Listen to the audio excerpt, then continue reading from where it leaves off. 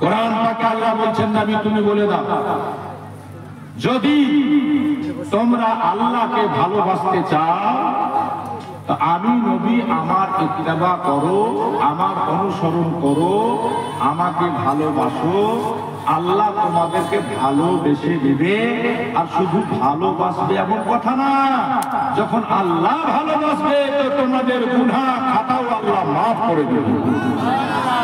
জোরে বলুন সুবহানাল্লাহ। আমাদেরকে কাকে ভালোবাসতে হবে? কাকে ভালোবাসতে হবে? জোরে বলেন কাকে? নবীকে। জোরে বলো কাকে? কোরআন বলছে নবীকে ভালোবাসতে। কোরআন বলছে অন্য জায়গাতে মাইয়ুতির রাসূলা ফাকাদ আতা আল্লাহ, যারা রাসূলের ইত্তেবা করে নিল, অনুসরণ করে নিল, নবীকে ভালোবেসে নিল, তারা আল্লাহকেই ভালোবেসে নিল। জোরে বলেন সুবহানাল্লাহ। কাকে ভালোবাসবো? নবীকে না বিবিকে? জোরে বলো কাকে? নবীকে না বিবিকে? নবীকে। সবচেয়ে ভালোবাসতে হবে কাকে? নবীকে। বিবিকেও ভালোবাসতে হবে। নবী ভালোবাসতে বলেছে। আমাদের নবী তিনটা জিনিসকে খুব ভালোবাসতেন।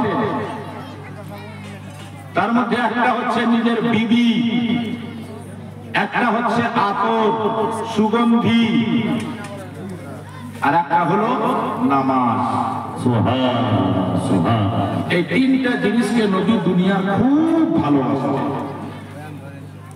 নিজের বিবিকে, নামাজকে, আতরকে। আমাদেরকে তিনটা জিনিস ভালোবাসতে হবে। হবে কি হবে না? নামাজকে সবাই ভালোবাসেন তো? আরে কমপক্ষে জুমা পড়ছেন কিনা? জুমা তো পড়ছেন না? হ্যাঁ, ভালোবাসেন বলে তো পড়ছেন। আল্লাহ পাক তৌফিক দেন সবাইকে 5 ওয়াক্ত নামাজ পড়া। আমিন। বলুন আল্লাহ। সবচেয়ে বেশি ভালোবাসতে হবে কাকে? নবীকে। যেটা বলুন কাকে? নবীকে। নবীকে। আমরা মুখে তো বলি, কিন্তু প্র্যাকটিক্যালে দেখলে আমরা কি নবীকে ভালোবাসি?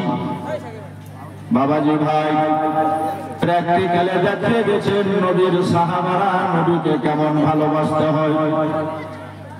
যেমন হযরত বেলাল, নবীর মুয়াজ্জিন বেলাল ভালোবেসেছিলেন নবীকে। বেলাল সম্পর্কে শুনে হবেন আপনারা, হাবশা দেশের একটা কালো মানুষ, দেখতে অত ভালো ছিল না বাবা, চেহারা মহরা ভালো ছিল না, কুৎসি কালো রঙের ছিল বেলাল। গরিবের ছেলে হওয়ার কারণে মক্কাতে উমাইয়া বিন খালফের বাড়িতে দাসত্বগিরি করতেন, দাসের কাজ করতেন। তবে বেলাল যখন নবী পাককে দেখতে পেল, নবীর মহব্বতে পড়ে গিয়ে কালমা পড়ে মুসলমান হয়ে গেল। জোরে জোরে বলো। আমার নবী যখন ইসলাম প্রচার করেছিল, মক্কায় আমার নবী ইসলামের দাওয়াত দিল। আর যখন নবী আমার সবাইকে ডেকেছিল, এসো তোমরা ইসলামে হবে যে উজালা, মক্কা মদিনা নবী কামলিওয়ালা। আওয়াজ ছড়িয়ে গেল চতুর্দিকে। বেলাল কলমা পড়েছে, সুমাইয়া কলমা পড়েছে, আম্মার কলমা পড়েছে, ইয়াসির কলমা পড়েছে। বাবাজি ভাইরা, কাফিরদের কানে চলে গেল মুহাম্মাদের কলমা। অনেকে পড়ে নিয়েছে। মক্কার কিছু দাস, মক্কার কিছু দাসীরা, মক্কার কিছু গোলামেরা কলমা পড়ে মুসলমান হয়ে গেছে। মুসলমানদেরকে ধরে মারার জন্য কাফিররা চতুর জায়গাতে মানুষ ছেড়ে দিয়েছে। খবরে খবর পৌঁছে গেল উমাইয়া বিন খালফের বাড়িতে। যার বাড়িতে চাকরি করে বেলাল, তার মালিক হলো নিষ্ঠুর পাষণ্ড পাকা কাফির। সে জানতে পেরে গেল। বেলালকে ডেকে বলেছিল, বেলাল, আমি শুনেছি তুমি নাকি মুহাম্মাদের কালমা পড়েছ, তুমি নাকি মুহাম্মাদের দিওয়ানা হয়েছ। বেলাল বলেছিল, হ্যাঁ হ্যাঁ, মুহাম্মাদুর রাসূলুল্লাহ যেহেতু সত্য আল্লাহর নবী, এই জন্য কালমা পড়ে নিয়েছি।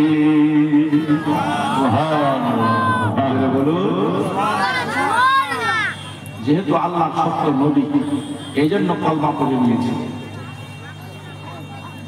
উমাইয়া বিন খালাব বলেছিল, বেলাল যদি আমার হাত থেকে বাঁচতে চাস এখনই কলমা ছেড়ে দে।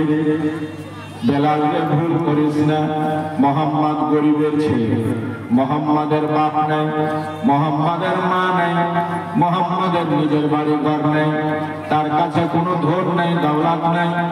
আর তুই জানিস আমার ধন দৌলত কত, আমার যেমন বাগান তেমনি উট ছাগল, যেমন আমার ধন দৌলত তেমনি আমার ছেলে আর মেয়ে। বেলাল তুই যদি মোহাম্মদকে ছেড়ে দিস আমার অর্ধেক মাল তোর নামে লিখে দিব। তুই যদি মোহাম্মদকে ছেড়ে দিস আমি আমার সুন্দরী বেটিকে দিয়ে তোর সাথে বিয়ে পড়িয়ে নেব। নবীর আশিক বলে কাকে, নবীর ভালোবাসা বলে কাকে? আমরা তো মুখে বলি ভালোবাসবো নবীকে। দেখেন সাহাবী বেলাল রাদিয়াল্লাহু তাআলা আনহুকে সংক্ষেপে কথা বলছি ভাই। মালিক লোক দিয়েছিল, ধন দৌলত দেখিয়েছিল, সুন্দরী বেটি দেখিয়েছিল। আজকে আমরা সামান্য রূপে পাগল হয়ে যাই।